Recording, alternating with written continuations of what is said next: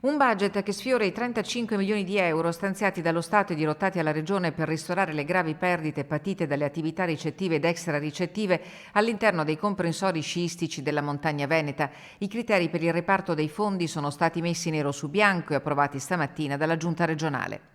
Il settore alberghiero, è destinatario della maggior parte, del 75% di queste risorse, ma una gran parte vanno anche a tutte, quelle strutture, quelle aziende imprenditoriali che fanno parte del mondo del turismo. L'assessore regionale al turismo Federico Canere è salito da Venezia per annunciare le peculiarità della delibera che individua attività e entità dei ristori sulla base dei mancati introiti rilevati fra il 1 dicembre 2020 e il 30 aprile 2021 per effetto della chiusura degli impianti da sci nei comuni di prima e seconda fascia.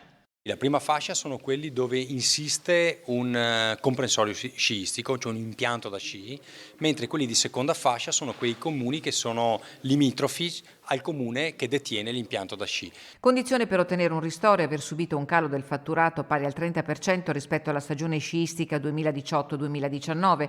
Per le strutture ricettive il sostegno terrà conto del numero dei posti letto e della dimensione, mentre per le imprese del settore extraricettivo i ristori saranno erogati in misura forfettaria e in quest'ambito rientrano agenzie di viaggio e tour operator, negozi di attività sportive e di mediazione immobiliare, gestori di teatro, sale concerto e musei.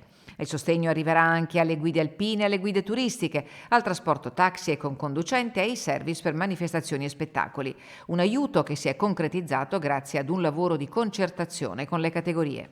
Ci sono state purtroppo delle lungaggini burocratiche che non ci hanno permesso di avere questi ristori prima, però c'è molta soddisfazione perché questo permetterà di avere un po' di liquidità in casa per anche superare un'altra stagione che non è stata delle migliori. Entro 15 giorni Unioncamere pubblicherà le misure per accedere alle quali è stata bandita la burocrazia. Per ottenere i ristori, le attività interessate dovranno presentare una semplice domanda.